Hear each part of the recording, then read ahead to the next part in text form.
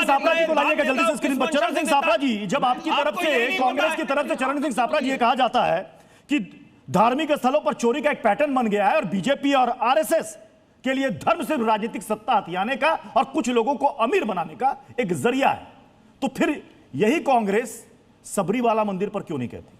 वहां पर किसकी सरकार थी? उस पर भी एसआईटी चल रही है। तिरुपति वाला मंदिर 2023, ये बताइए उस वक्त सवाल कौन क्यों नहीं उठाया जाता? बीजेपी आरएसएस पर।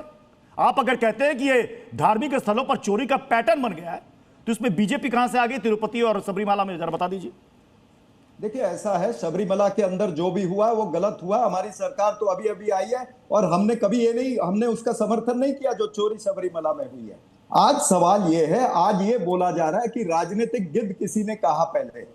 ये राजनीतिक गिद्ध हमको कह सकते हैं, लेकिन इन्हें वो चोर गिद्ध नहीं लगते जिन्होंने चंदा चोरी किया, जिन्होंने चांदी उठाई, जिसने सोना उठाया, जिसने आभूषण उठाया। ये इनको गिद्ध नहीं लगते हैं, उनको ये संरक्षण देते हैं। भाई हम यही तो कह रहे हैं कि निष्पक्ष जो है जांच होनी चाहिए।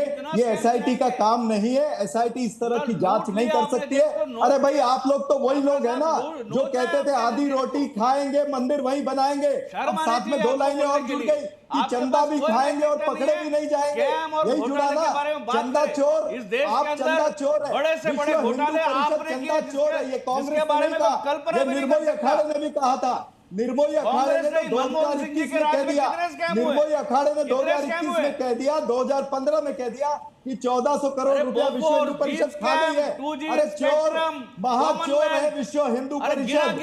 आप लोग चोर हैं, चोरों को। चलिए एक और बड़ी खबर आ रही है। इस वक्त राम मंदिर ट्रस्ट की बैठक से जुड़ी एक बड़ी खबर है। चंपत राय अनिल मिश्रा का इस्तीफा मंजूर कर दिया गया। बैठक में ट्रस्ट के कई सदस्य बेहद नाराज हैं।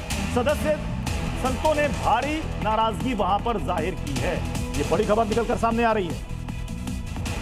ये जो कुछ भी हुआ है उसको लेकर के ट्रस्ट के अंदर जो सदस्य हैं वो भी काफी नाराज हैं, साधु संत भी काफी नाराज हैं और वो इस बात को ये मान रहे हैं कि बहुत गलत हुआ है। और साथ ही साथ जो सोर्सेज बता रहे हैं कि ट्रस्ट की बैठक के अंदर जो मंथन चल रहा है, जो बैठक चल रही है, उसमें यह भी कहा गया है कि इसमें कई लोगों से बड़ी गलती तो हुई है।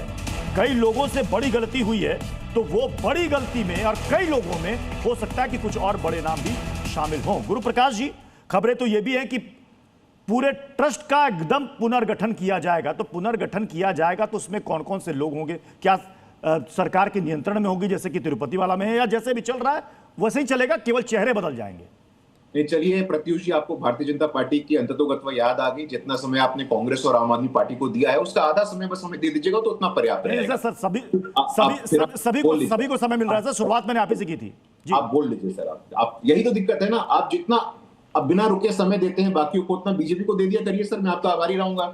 एक बात, अरविंद केजरीवाल की पार्टी सभ्य और असभ्य का प्रमाण पत्र दे रही है। मैं आपके शो पे पूरे दावे के साथ कहता हूं, आज की तारीख में सबसे बड़ा कोई पॉलिटिकल वल्चर है, पॉलिटिकल फ्रॉड है तो अरविंद केजरीवाल है, और कोई नहीं हो सकता है। उनके अहंकार की पराकाष्ठा देखिए, हमारे पार्टी के राष्ट्रीय अध्यक्ष के बारे में बोल रहे हैं।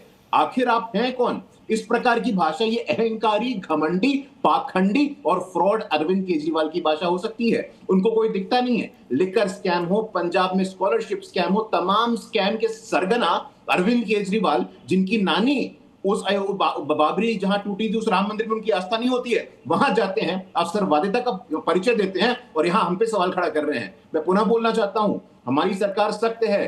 कोई भी व्यक्ति, किसी भी पद पे बैठा व्यक्ति यदि दोषी पाया जाएगा तो सख्त से सख्त कार्रवाई होगी और नजीर पेश करने का काम होगा।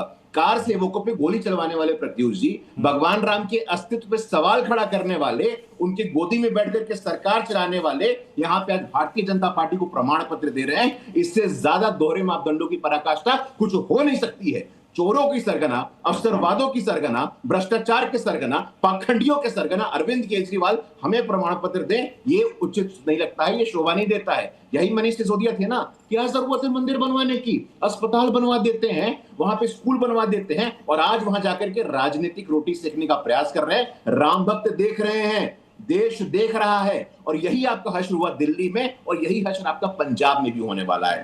Political opportunism, political dual standard की हाइट्स होती है जब अरविंद केजरीवाल जैसा व्यक्ति अयोध्या में जाकर के प्रेस वार्ता करता है और इस प्रकार का ट्वीट करता है। मैं पुनः बोलता हूं, एक राम भक्त के नाते मेरी भी भावनाएं आहत हुई है।